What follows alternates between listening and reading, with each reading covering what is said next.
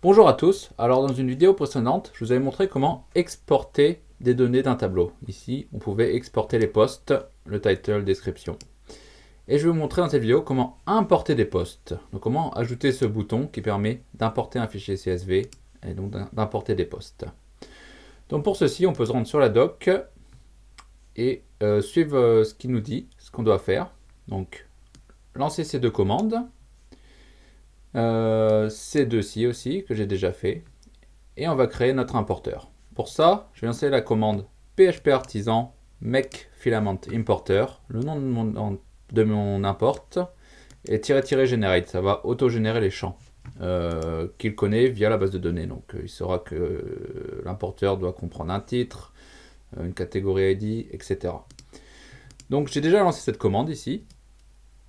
Donc je vais dire non, parce que je l'ai déjà lancé, et ça vous crée un fichier au niveau de filament import, un post importer, avec normalement les colonnes déjà remplies. Title, slug, date, content, is published or not, etc. Et donc, pour ajouter ce bouton import au niveau du post, il suffit de votre post ressource et des header actions, ajouter ceci. Import action, l'importer, ici c'est notre post importer, donc c'est cette classe. Et ça va rajouter automatiquement ce bouton. Lorsque je clique ici, on aura même un download example file. Si je le télécharge et que je l'ouvre à l'aide de Flit, on voit que l'exemple en fait c'est ça, c'est un fichier CSV auquel il faudra rajouter nos données pour l'import.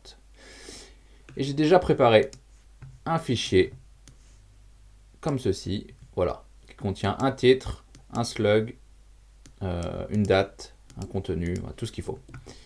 Et donc je vais tester. Je vais importer ce fichier comme ceci.